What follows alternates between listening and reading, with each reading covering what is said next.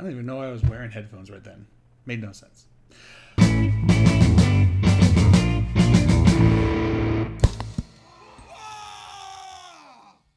Welcome, ladies and gentlemen, to another Glacial Geek Deep Thoughts Thin Coats with me, Phil the Glacial Geek. Today, I am going to be working on the Armiger, the Mini Knight from the Forgebane box. I got him built up. I've got him in a little bit of pieces. I got some other pieces I've got to cut up, but for now, I'm just going to be working on priming this so I can do it separately because this is all basically metal parts down this bottom part here. And if I can just make sure I just get all these metal parts taken care of, I can just do it really quick with the gold and not have to worry about getting it and getting underneath all of the armor plates that I can just paint up in whatever colors I want to do. I'm still trying to figure that out because I'm going to start up a small, a small Mechanicus force with the pieces that came from the Forgebane box. I have a friend who also bought the Forgebane box, and he's doing Necron, so we're just going to split them, send it in half and half, so that should be pretty cool. And that way, I've got a bunch of little knights that I can run around, which I think are super cool looking model. So I think this will be fun, and we'll just kind of go from there.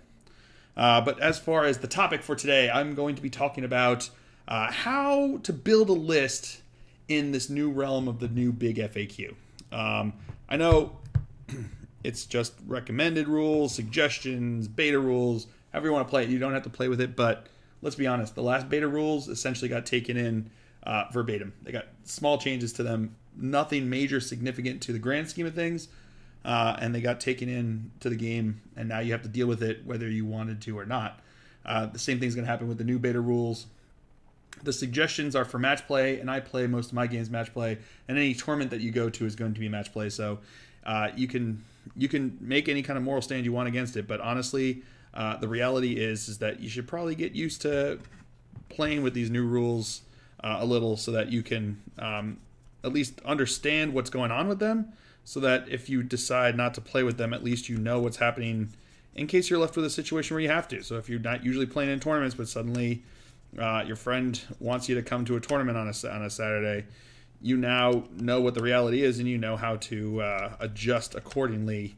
You can't go into the tournament and be like, excuse me, I don't actually play with these rules. So if everyone else could just do that for me too, that'd be great. You're not going to get very far. Not going to make many friends that way, trying to dictate what happens at a tournament. So get used to it. Like, play with these rules. It's not the end of the world. They don't ruin any army. They don't destroy any army. They change tactics, and that's about it. You got to learn how to play according to the way the rules are. So, for instance, like I said, when I did Dark Angels at the start of 8th edition, I was running a bajillion, all the dreadnoughts that I could next to Azrael because I was getting this 4-up invul save with them, and it was glorious. And then when the new Codex came out, sure enough, that got changed. So now it's just infantry and bikers that get that 4-up invul save. And it didn't ruin the game. It didn't ruin Dark Angels. What it did was it meant that I now couldn't play them in the exact same way that I had been playing them. And at the time, it felt pretty devastating because I thought I had found a tactic that worked for me. I thought I found a tactic that worked for the army. And now suddenly to be told that that no longer works, it's shocking. It's shocking to the system. And I think when you saw those reactions, especially the first day or two after they came out, there were a lot of raw nerves and raw emotions that were coming out, and people declaring that this game is now dead to them, and how dare they do this to armies. Now my army is unplayable. And I get it. Change sucks. It really does. I get that. That's not me being flippant. That's not me being sarcastic. It really does, especially when you're building lists, especially when you're buying models and you're trying to come up with a tactic, and suddenly it changes on you. You have to change, change lanes, change streams, and figure out how to adjust to that. So now that we've talked about the effect that this FAQ is going to have on the game itself, now it starts to come into how do you adjust how you make your list. How do you adjust to make your army so that it can perform well on the table, either competitively or however else. You can make whatever list you want. I'm not here to dictate what you can and cannot do. But if you're looking to do things competitively, you're going to have to make some adjustments going into into the game now that than you had to before the big FAQ came out. So, what are some of the considerations that you need to make? Well, one of them is that you still need to have models on the field at the end of each turn. So, whereas in the first turn, if you could just deep strike all your army down onto the table, they'd be there. Now you have to hold them in there until turn 2. So you better have a list that can weather a first round of shooting into you. So understand that there are definitely armies that weren't as greatly affected by this, such as guard armies. They didn't really take too much of a hit with the new deep strike rule affecting the game, because they didn't hold things in deep strike. They were a gunline army, and they're going to continue to be a gunline army. So understand that they're going to keep doing what they were doing previous to the new FAQ. So if whatever you have on the table, if it can't survive for 2 rounds, or for at least for the entire first round, you're going to be in trouble, because the rest of your army is now going to be stuck sitting in deep strike until they can find a way to come in on turn 2. So that needs to go into consideration when you're making your list. So no longer is it work to just put everything of importance into deep strike, and even if your opponent manages to kill everything, at least you got turn 1. You knew that the rest of your army was coming in. Understand now that those models on the board are going to have to deal with, especially if you go second, we're going to have to deal with 2 rounds of shooting, and you're going to get to shoot back. So you need to take that into consideration when you're making your list, when you're making your army, and understand that they're going to take 2 rounds of shooting if you go second, before you're going to be able to bring in those reinforcements to act as distractions, to tie units up, to do whatever it is. So that's a major change. That's a major change to tactics. It's a major change to the game. And you need to consider that at the barest basics when you're making a list, because it changes how you can expect your army to perform. And it changes how you can expect your army to do well in the game because of that. So now all of a sudden you're coming in, and that list that you had on the ground that it would take a beating that first turn, but come turn 2, or at the bottom of turn 1 at least, you had the rest of your army coming in. Well, now you don't. So now whatever is on the board is going to have to survive, and if it can't survive, then you're going to be in trouble. So screening is still important, because this doesn't take away deep strike. Deep strike is no longer gone. It might change the way you plan your screening. Perhaps now, instead of if you have the points, now instead of running a bunch of scouts, you could run tactical squad. Because part of my thinking now, with the way I might work, I haven't had a whole lot of experience. I mean, it's still relatively new.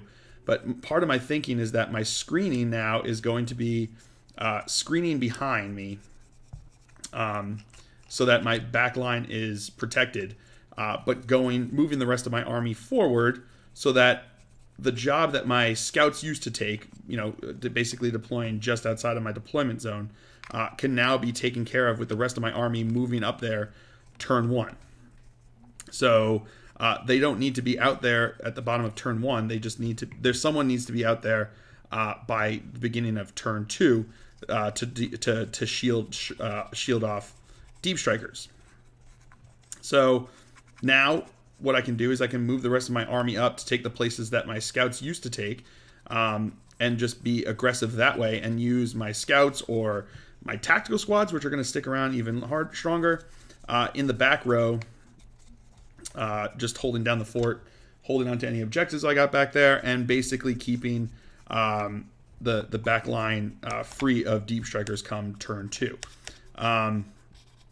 So yeah, it changes that tactic initially there. So now coming into this, you no longer need the ability to reach out into your deployment zone at deployment to shield off deep strikers. So now maybe tactical squads with their added 3+ armor are now going to be a better option for you if you think about it for that kind of thing. So yeah, suddenly now our list build is a little bit different. It can change a little bit, and now you just move up there and you're able to do whatever you need, and still are able to screen off the same amount of board space just via moving a unit into place on turn 1 versus having a unit set up there at deployment. But because, like I said, you have to understand that your list now needs to be able to weather a possible 2 rounds of shooting on the table. And like I said, they're not helpless, you know. They're not just going to be sitting out there just getting wailed on without any recourse, but at the same time, they've got to survive. So suddenly now the fact that your scouts are 4 up armor save means that, you know, they're going to be a bit more of a liability because the distractions aren't going to get in there as fast as they used to. Same thing goes with anything, really. You know, perhaps more sturdy, stronger, higher toughness models come into favor because you can place them on the board and reasonably assume that they're going to be able to make it until turn 2. When now Deep Strike happens and the rest of the force is going to be able to come in and do what it usually does. Another thing to keep in mind is that a lot of people were using Deep Strike methods and ideas to keep all of their army kind of off the board to protect themselves against alpha strikes. And that's still a viable strategy as is, because now as long as they come into your deployment zone, they can still come in turn 1. So you can still deep strike turn 1, you just can't deep strike outside of your deployment zone on turn 1. And that's an important distinction because you can still use deep strike to protect yourself against going second if you have important units that can still stand back, still stay back in your deployment zone, but you're afraid of them just getting alpha struck.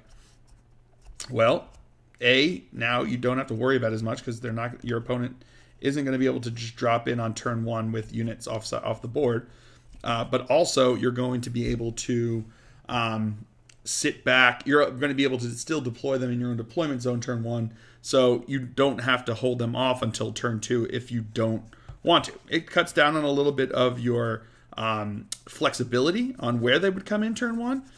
You know, if you wanted to be more aggressive, you could have previously been able to take them and run them into your opponent's deployment zone or further up the board or however you wanted to do it, which is now, I mean, not an option. But at the same time, you can still drop them, like I said, into your own deployment zone. So if they're good shooting, good support, good logistics, have a good aura or something like that, you can still hold them off the board to avoid that first round of shooting against gun lines like Tau or Guard, but still have them come in turn 1 so they can aid your retaliation when you drop in, or just, you know, headline your alpha strike, but still be protected just in case you lose that roll off or however it is, in case you get seized upon or whatever. So yeah, so that's an important distinction now. Things are going to have to survive.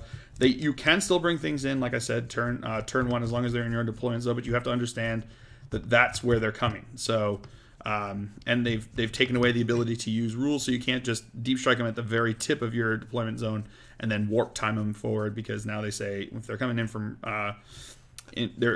from reserves like deep strike and stuff like that, that they can't be, rules that would allow them to move again can't be used. So like warp time or something like that, or like the special ability of the hive swarm lord to move again. You can't use those on units that just deep struck in this turn. That's just not. I mean, it's not allowed anymore. They talked about that in the FAQ.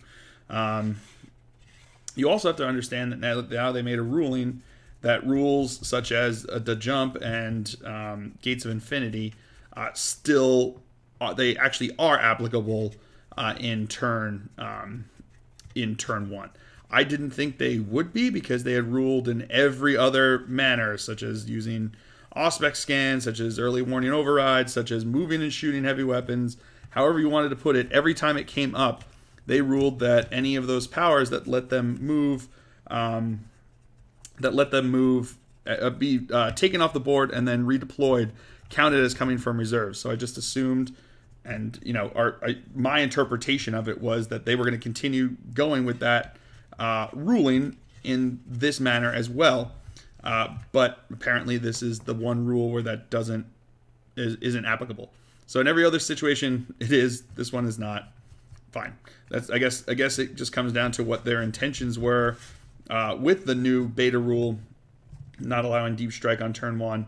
That was only meant to affect units that started off the board, which is fine if that's what they were doing. I just, like I said, my interpretation had been that they were going to continue ruling about those powers the same way they've been ruling about them so far, and even ruled about them in this FAQ, but apparently not in this one regard, and that's fine. I mean, that's what they decided. You live with it and you move on. Whether it, whatever you want to say about it, it doesn't make a difference because that was the ruling. That's what they went with. So you move on, you go on to the next thing and figure out. So you still have to worry about orcs jumping into your face. You need to worry about, Catan shards, what is the Veil of Darkness, a Veil of Night. What is the Necron one? I can't remember what it is, but it's basically the thing that lets them just redeploy themselves. That's still in effect. There's a lot of things that are still in effect that are still going to have this effect on you, and you need to be able to make sure that you're able to deal with that. And so you still need to screen against that. So screening is still just as important. So deployment hasn't really changed, other than maybe what units you're placing where in order to screen.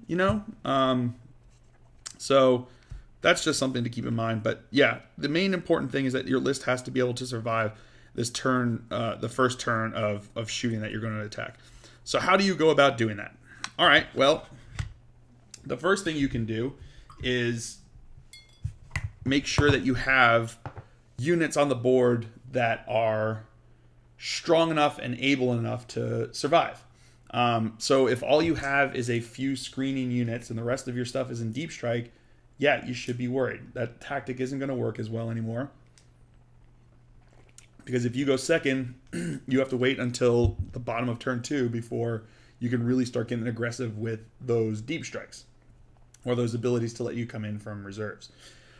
You need to make sure that you have some DACA. So even if you're running a predominantly assaulty army, such as a Blood Angel or a Space Wolf army, you're still going to want to have a chunk of DACA in your army, in your list, that can make an effect on turn 1. Because you're going to need to be able, they're going to be able to move, you're guaranteed that your opponent is going to be able to move their army and move around the table between when the game starts deployment and when you can bring in your aggressive deep strikers. So knowing that, it's now more imperative than ever that first turn you clear away screens to create space for your deep striking assaulty forces to arrive. So if you know turn 2 that you've got a bunch of Sanguinary Guard or a bunch of Death Company that are coming in, that turn 1 you better have some Ball Predators or some aggressors or something on the table there that's going to be able to throw some bolts, throw some DACA down the field to clear away some of those screens for when they come in. Because you can't just depend upon the fact that they're going to be stuck in their own deployment zone. They're moving up, which means that they're going to have an additional time and additional space that they're going to be able to keep you from deep striking into. So if you can't correct this by killing them, then you're going to be left with very few options for your deep striking assaulty forces to arrive. So your list now has to include DACA. So yeah, your list maybe as it was isn't going to be as effective, isn't going to be able to be used, but you just need to adjust to what the reality is now. So you're going to need more DACA. You don't need to make a gunline list. I know a lot of people are like, that's the only list viable now, and that's not true in the slightest. But you have to understand that there are going to be a lot of gunline lists, and you have to be able to meet them, and your list better understand that they're probably going to face them in a tournament. And if your list isn't prepared for that, then you're going to have trouble. So make sure you have your own DACA to clear away screens, to keep the enemy back, and to respond to your opponent's gun line shooting into you. At the same time, you now have to understand that your timeline for actions are now pushed back another turn. So if you had planned first turn to aggressively deep strike all of your Sanguinary Guard to come in and start punching him in the face, you're not going to be able to do that until turn 2. So if you don't have a plan for turn 1 and the whole plan is just hope for the best until turn 2, then you're not adapting to the new rules. All you're doing is hoping for the best. And hoping for the best is going to leave you vulnerable to your opponent. It's going to leave you in a position where you're not in control, and you're going to be left in a position where you are not putting your best foot forward. And that's going to leave you, like I said, it's going to leave you on the back foot, and that's how you lose games. Especially in a tournament, especially in a competitive scene. And the more competitive you get, the more that becomes an issue. If you're not actively controlling your destiny, your forces, then you're losing, is what it comes down to. And that's the whole point. I keep talking about all the different tactics, everything else that we work with. Whenever you're playing the game, you're always going to want to make your opponent think. And the more you make your opponent think, the more you make your opponent guess, the more you make your opponent make decisions, the more in control you are and the better position you are in the game to benefit. So, if you have a force of shootiness in your army that can shoot into your opponent first turn, suddenly now they have to decide between deploying their forces to better shield and screen you from coming in turn 2, or responding to whatever your DACA is. So now, where they may have wanted to move up their, their gun line a little bit in order to push back where you could drop in with your deep strikers, suddenly now they have to hold them still because they need that extra shot with their heavy weapon. They need that extra BS with their heavy weapons in order to shoot your DACA. So at this point now, your DACA serves two purposes: a distraction from your opponent's movement, and also as a clearance of screen, so that your aggressive, assaulty army coming from deep strike can still do its job, but now on turn 2 as opposed to turn 1. So if you can now bring a list that can stick around longer, if you can bring and not necessarily can stick around longer, but understands that it's going to have to stay on the board longer and face things without the full complement of your army longer. If you now take a list that has distraction DACA, and screen clearance DACA, you're going to have a more effective list. And to be honest, these are the lists that I felt would have done better before the FAQ are probably going to do just as well this turn. Because if you have a list that's a one-trick pony, you're inevitably going to run into a list and an army that is an answer to that one-trick pony. So if the whole point of your army was to drop down aggressively turn 1 from deep strike, you were eventually going to run into an army that had proper screens with scouts that could reach out beyond their deployment zone. You were going to run into a list that had the ability to intercept, such as Tau or Space Marines with the Auspex scan. You were going to run into a list that was designed to just hold you off and cede ground at the last second so that your charge was now even longer and leaving you out in the open for their shooting. It was going to happen. And the fact is that now that's even less of the one-trick pony of a very aggressive, assaulty army is even less of a viable option than it used to be. And you need to have a list that has depth and breadth of tactics in order to survive out there. Another aspect of this that encourages this kind of varied list building is the changes to the suggestions over how many choices from each data slate can be used in a list. So in 2,000 points, it works out to be 3 options is the suggested limit to data sheet usage. Yes, there's ways to work around it. You can still take a bajillion Lehman Russes. You could take 3 of each of the Demon Princes from Chaos, Nurgle, and Tzeentch. There are ways that people can try to get around it, but they're not super effective ways of doing so. Again, they go into the one-trick pony, but it does take away the option that you're going to have, such as spamming 1,000 different units of Dark Reapers or 1,000 different units of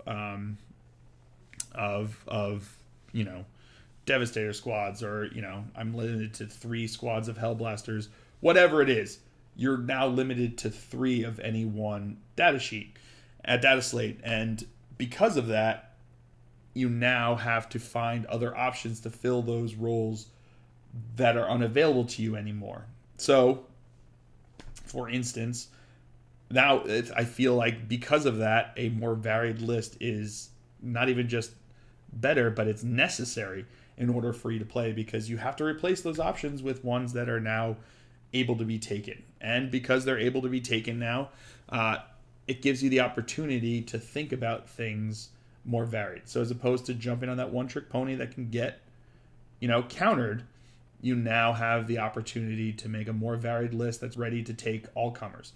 And all comers lists are they're not as greatly affected by the change to Deep Strike. They already didn't utilize more than 3 of any one data sheet, because no one unit is proper response to every single unit. And because of that, I think that the tried and true method of making a more varied, well-rounded, all-comers list is still the way to go moving forward, because those are the lists that aren't affected by the FAQ and have always been very effective on the table. So just go back to the drawing board and understand that any aggressive, deep strikey, assaulty portion of your list is now going to have to wait till turn 2. Understand that and plan accordingly, and you're going to have a list that's going to be fine. I know it can sometimes feel like the sky is falling because of all the way the changes happen, but in my mind, it's better to have this than not get any answers for 2 years and then all of a sudden having a new rule book that you have to pay $60 for. The FAQ is free. You know, you download it and it's free. It's on your phone. You print it off, and it's like a cent for a piece of paper, and you're good to go. So at this point, you know, just accept the fact that this is the reality that you're facing and respond. And the way you respond is not by burning your models. It's not by selling off your force. It's not by giving up on the army that you enjoy and that you want to play. What it is adapting to the realities that you have to face, you know? And that's just the way it happens in anytime the game changes. So anytime there was a new codex, anytime there was a new index, anytime there was a new rule set that would come out, you always had to adapt and change accordingly. Treat the FAQ as nothing more than that. It's just a new thing that you just have to adapt to. And if you can't adapt to it, then yeah, you're going to have trouble. But it's nothing that's super scary and that's unattainable. You can still have a very aggressive, deep strikey, assaulty army as long as the rest of your list is able to hold its ground and is able to do its job. You know, that's what it comes down to. If you are unable to respond to your opponent moving into no man's land and screening you out more, then you're going to have trouble. So maybe what the answer is that you have some aggressive forces that start on the table. So biker units, for instance, or scout sentinels, or sentinels, just armored sentinels. Anything that can move out and kind of reach out and be an aggressive force on the field is now going to be twice as important as it used to be, because no longer can you deep strike a unit to be a distraction. So maybe what you do is if you're Dark Angels, for instance, you have a bike squad that advances almost into the opponent's deployment zone at that point. You use Speed of the Raven, and now they're still just as effective up there, you know? Or maybe what you do is use Scout Sentinels to shoot out into the middle of the table, and your opponent has to respond to them, or they're going to face whatever it is that's coming their way, you know?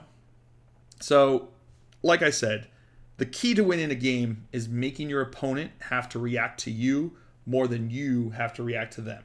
So if you can take the front foot, so basically if you can weather their gun line shooting, you can then start taking the offensive yourself with whatever tactic that you want to use, and start dictating to them what units they have to pay attention to, dictate to them what units they have to shoot at, so that you can make sure that the units that you want them not shooting at can survive and move on and do what they need to do.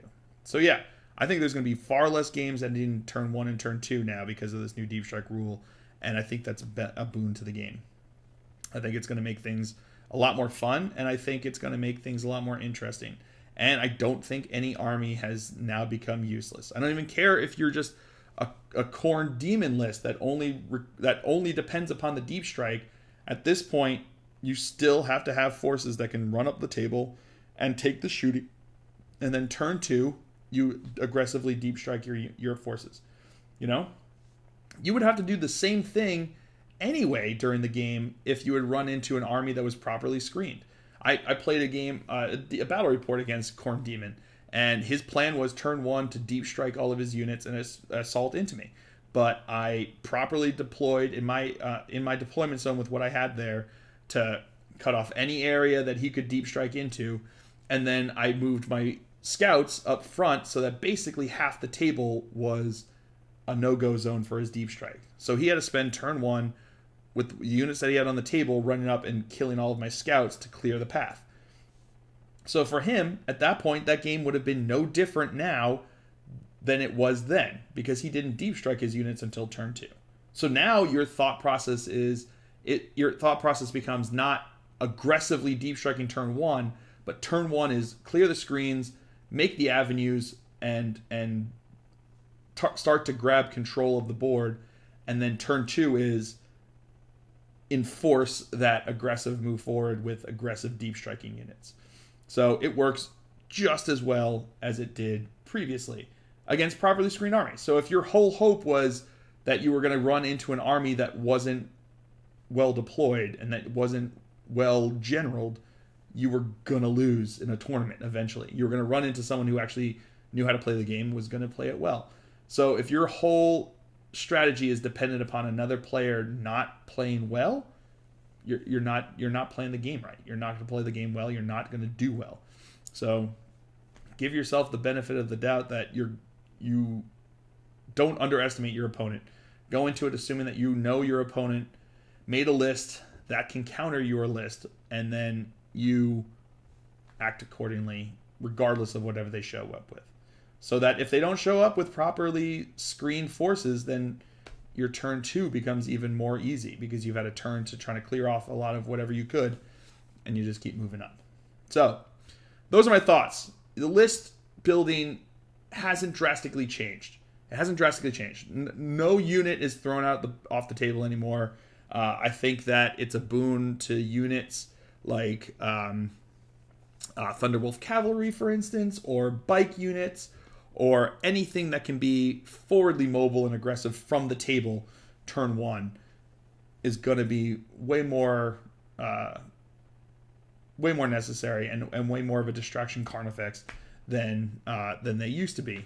I think Deep Strike and that tactic of Deep Strike now needs to be used with the thought of the second punch. So the first punch, the jab, needs to be something that can start on the table because that's what you're required to do. So if you can have a shooty army that can make a jab, clear off some of the screens, and then you come in with the finishing move of whatever drops in turn 2, it's going to work. It's still going to work, and it's going to work well. And if anything, like I said, if you are now going into it with the mindset of these units are coming in turn 2, you're now in a better position to respond to an opponent who deploys flawlessly. Because that was always the way it was. Oftentimes, even if you had a very aggressive Deep Strikey army, you didn't have the option to Deep Strike turn 1 because your opponent deployed flawlessly, had great screening units, was keeping you away from anything that they would have been effective with, and there was nothing you could do about it. Now, you can do something about it, because you know you have to do something about it since those units aren't coming in until turn 2. So now you get to make lists, and you get to make plans and strategies that work under the same assumption that you were usually left with, the same situation that you were usually left with previously, but now it's guaranteed, so you know it coming into it. So as opposed to hoping that you can find a space to drop in turn 1 and wail into the opponent, you now know that they're coming in turn 2, so turn 1 has to be clear screens or grab some table. Either which way, you're now doing what you had to do anyway previously, but you can go into it with a bit more confidence, since you now that's your plan as opposed to your reaction. So make your lists, make them aggressive, make them deep strikey, and just understand that the rest of your list needs to live with the reality of being on the table for 2 turns before you can really get your assaulty stuff, your deep strikey stuff into place. So have things that can hide, have things that can survive, have things that can shoot back, and have things that can clear away screens, and you're going to be fine. And that's the way the list should have been made anyway. You should have had one-trick ponies. They just don't do as well. The varied lists do well, especially now that they have to be varied lists. So, you're not going to see 9 Dark Talons anymore. You're not going to see 9 Flying Hive Tyrants anymore, because you can't. You can't take those anymore. So they're going to come with a more varied list. You come with a more varied list, and I think that the game's going to benefit from this, and I think that you're going to be just as successful as you were pre-FAQ as after FAQ. So those are my thoughts. Let me know what you guys think. I know a lot of people, right when it came out, there was a lot of, like I said, raw feelings, raw emotions before people really started to process what was going on. But the reality is that, you're going to survive this. Everyone's going to survive this. We will all survive this and move on. And we will all be better for it at the end of the day. So tell me what your thoughts are on how you're changing your lists, what you're doing in response to these. Have they changed your list at all, or have they just changed your tactics? What are you thinking? What are your thoughts? So let me know down in the comments below and keep this conversation going. I think this is something that's going to be on the forefront of a lot of people's minds. And it'll be interesting to see what happens. I've got a GT coming up this weekend that I'm going to, so it'll be interesting to see how that's changed, how this changes people's lists and how it changes people's strategies and changes how the game goes. So it should be interesting to see how that happens. So I hope you guys have all enjoyed it. I certainly have. I have been Phil the Glacial Geek as always. And until next time, have fun.